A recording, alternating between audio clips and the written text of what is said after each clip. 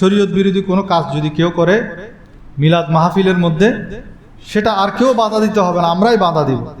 কারণ আমার নবীজি হলেন শরীয়ত প্রণেতা, যিনি শরীয়ত নিয়ে এসেছেন, শরীয়তকে প্রতিষ্ঠা করার জন্য যিনি জিহাদ করেছেন। আমাদেরকে সেই শরীয়তের পাহারাদার হতে হবে।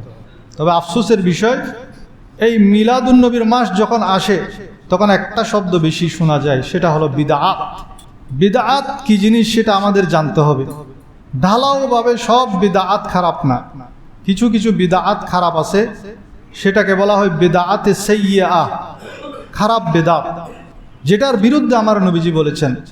আর কিছু কিছু বেদাত হলো বিদআতে হাসানা, ভালো বেদাত।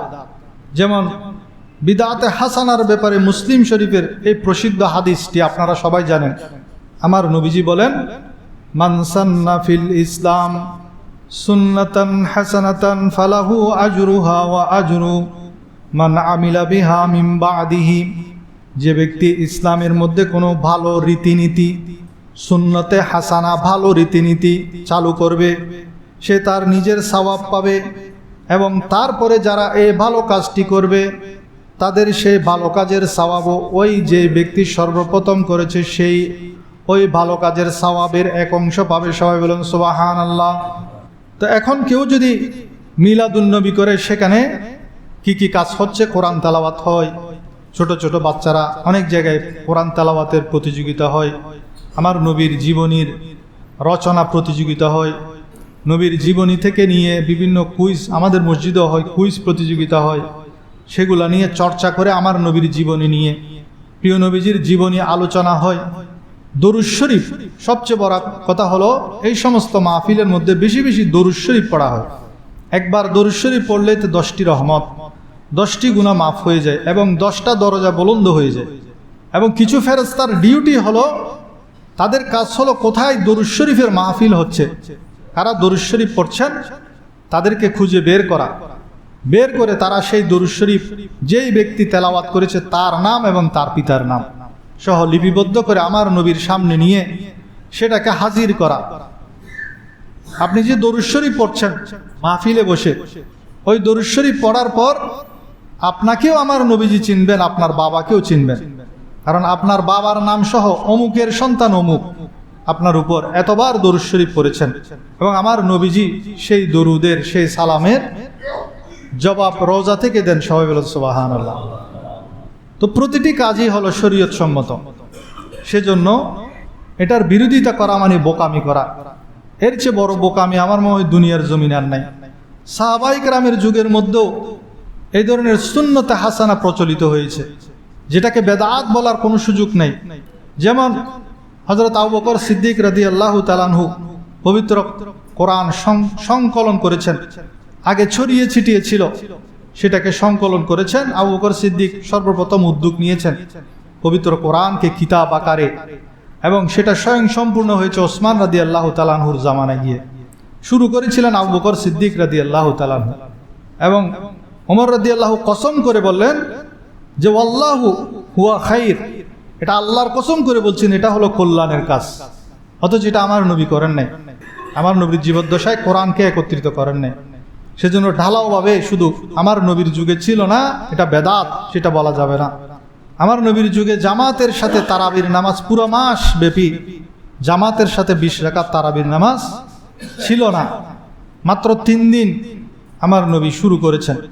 কিন্তু ওমর ফারুক রাদিয়াল্লাহু তাআলা আনহু এসে জামাতের সাথে পুরো মাস একজন ইমাম নিযুক্ত করলেন, পুরো মাস এই তারাবির নামাজ কি করলেন, তিনি প্রতিষ্ঠা করলেন, এবং নিজেই বলছেন, নিজেই এই তারাবির নামাজের সৌন্দর্য দেখে জামাতে তিনি বলছেন হাজিহি নি'মাতুল বেদা, এটা হলো উত্তম বেদাত, বেদাতে সাইয়্যিআনা, এটা হলো বেদাতে হাসানা। এখন আমরা একটা শব্দ বলি বেদাত বেদাত, কিন্তু বেদাতের মধ্যে যে 2টা ধরন আছে, একটা হলো কল্যাণকর, দ্বীনের জন্য উপকারী, আর একটা হলো দ্বীনের বিপরীত, যেটা ধর্মের বিপরীত, আমাদের শরীয়তের বিপরীত কাজ। যেমন গান বাজনা করা, নতুন নতুন ইনস্ট্রুমেন্ট নিয়ে আপনি নাতে রসুল পড়ছেন, সেখানে আপনি বাদ্যযন্ত্র ঢুকিয়ে দিলেন, এটা হলো বেদাতে সাইয়্যিআ, এটাকে আমরা সমর্থন করি না। কিন্তু আপনি যদি খালি গলায় নাতে রসুল পড়েন, সেটা অবশ্যই সবাই এটাকে সমর্থন করবে।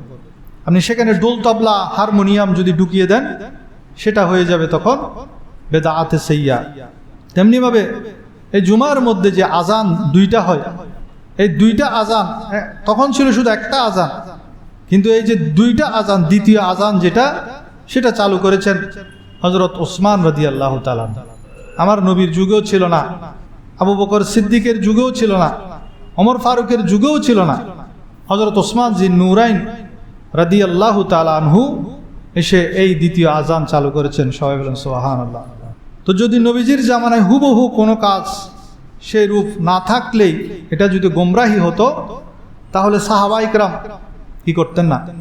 আমার নবী একদিন নামাজ পড়াচ্ছেন, সামি আল্লাহু লিমান হামিদা রব্বানা লাকাল হামদ, মুক্তাদিরা বলে রব্বানা লাকাল হামদ। একজন বলে উঠলেন রব্বানা লাকাল হামদ হামদান কাসীরান তাইয়্যিবান মুবারাকান ফি। উনি অতিরিক্ত জোশে এসে আল্লাহর প্রশংসা বেশি করে ফেললেন। তখন আমার নবীজি সালাম ফিরিয়ে জিজ্ঞেস করলেন, এই কথাটি কে বলেছে যে সামি আল্লাহু লিমান হামিদা তোমরা বলবে রব্বানা লাকাল হামদ, কিন্তু হামদান কাসীরান তাইয়্যিবান মুবারাকান ফিহি এই অতিরিক্ত কথাটি কে বলেছ? সবাই চুপ হয়ে আছে, ভয় পেয়ে গেছে। আমার নবী বলেন, ভয়ের কোনো কারণ নেই, নির্দ্বিধায় বলো। তখন এক সাহাবী দাঁড়িয়ে বলেন যে ইয়া রাসূলুল্লাহ, আমি বলেছি। তখন আল্লাহর রসুল সাল্লাল্লাহু আলাইহি ওয়াসাল্লাম বলেন, তোমার এই বাক্য যেটা তুমি বলেছ, সেটার নেকি লেখার জন্য, এটার নেকি যে এত বেশি সেটা লেখার জন্য যে ফেরেশতারা পিরাপিরি শুরু করে দিয়ে প্রতিযোগিতা শুরু করে দিয়েছে। সবাই বলেন সুবহানাল্লাহ। অথচ আমার নবী সেটা শিক্ষা দেন নাই। তো উনি যে কথাটা বলেছেন, আল্লাহর প্রশংসা অতিরিক্ত করেছেন, রব্বানা লাকাল হামদের পরে তাইয়্যিবান মুবারাকান ফি, এই যে অতিরিক্ত কথাটা বলেছেন, আমার নবী তো বললেন তুমি এটা বেদাত করেছো। আমি বলি না সেটা কেন বলেছো। তো এটা তো দ্বীনের সাথে সাংঘর্ষিক হয় নাই, এটা ইসলামের শরীয়তের সাথে কোনো সাংঘর্ষিক বিষয় না যে আমার নবী সেটাকে বেদাত বলতো, বরং আমার নবী সেটাকে সমর্থন করেছেন। তা আমরা যে ঈদে মিলাদুন নবী করছি, যে আমার নবীর মহব্বতে পড়ে আমরা সবাই মিলে সেখানে কোরআন তেলাওয়াত হবে, জিকির আজকার হবে, দরুদ সালাম হবে, এই যে আমার নবীর জীবনী আলোচনা হবে, মানুষের মধ্যে খাবার বিতরণ হবে, সবই তো কল্যাণকর কাজ। সেজন্য এটাকে অস্বীকার করা বা বিরোধিতা করা মানে বোকামি করা। এখন সারা বিশ্বের মধ্যে এই মিলাদুন নবী উপলক্ষে কোনো জায়গায় 2 দিন, কোনো জায়গায় 3 দিন সরকারিভাবে বন্ধ দেওয়া হয়, ছুটি দেওয়া হয়। আমাদের দেশের মধ্যেও সরকারিভাবে ঈদে মিলাদুন নবী পালন করার জন্য ছুটি দেওয়া হয়। তো সেটার বিরোধিতা এরপরেও যদি আমরা করি, তাহলে আমরা দুর্ভাগা, আমাদের কপাল খারাপ না। কিসের বিরোধিতা করতেছে? তবে হ্যাঁ, মিলাদুন নবীর নামে যদি আপনি শরীয়ত বিরোধী কোনো কাজ করেন, সেটা কোনো দিনও সমর্থনযোগ্য না। এই যে বর্তমান যুগে আমরা দেখি বিভিন্ন মাদ্রাসা প্রতিষ্ঠা করা হয়েছে। আমার নবীর যুগে, সাহাবীর যুগে এই ধরনের মাদ্রাসা, এই যে সিলেবাস তৈরি করা, এই যে বুখারী শরীফ, আমার নবীর যুগে তো বুখারী শরীফ ছিল না, সিহা সিত্তার কিতাব যেগুলা হাদিস গ্রন্থ, এগুলা কিছুই ছিল না। এগুলো পরবর্তীতে আরও প্রায় 150-200 বছর পরে এই কিতাবগুলা হয়েছে। এখন যে আমরা কোরআন খতম করি, কোরআন তেলাওয়াত করি, সাহাবীদের যুগে ছিল, কিন্তু ওই যে বুখারী শরীফের খতম এখন কোরআন খতম চেয়ে বেশি হয়ে গেছে। বড় বড় আলেম যারা, এমন কোনো দিন নেই যে বুখারী খতম তারা দেয় না। আমাদের এলাকায় হলে আমরা অংশগ্রহণ করি, কিন্তু এখন তো এমন কোনো এলাকা নাই যে প্রতিদিন কোরআন খতমের চাইতে বুখারী শরীফের খতম বেড়ে গেছে। তো এটা কি আমার নবীর যুগে ছিল, সাহাবীদের যুগে ছিল, তাবিঈদের যুগে ছিল? ইদানিং চালু হয়েছে বুখারী শরীফের খতম। তো এটাকে তো কেউ বেদাত বলে না, কারণ এটার মধ্যে ফুলুস আছে, এরা আরো বেশি পড়ে। যারা বেদাত, মিলাদুন নবীকে বেদাত বলে, এরা আরো বেশি পড়ে, কারণ এটার মধ্যে ফুলুস আছে।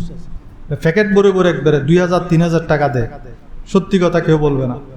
এই যে বার্ষিক মাহফিল হয়, মাইক ব্যবহার করা হয়, পাসপোর্টের মাধ্যমে, ভিসার মাধ্যমে হজের মধ্যে যাওয়া, ওমরার মধ্যে যাওয়া, এগুলা কি ছিল আগে এক সময়? এগুলা আপনি বলেন না এগুলা তো বেদাত, আমি যাব না।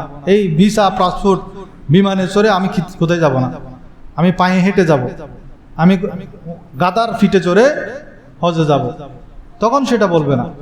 তো এগুলো হলো শুধু আমাদেরকে বিভ্রান্ত করা ছাড়া আর কিছুই নয়।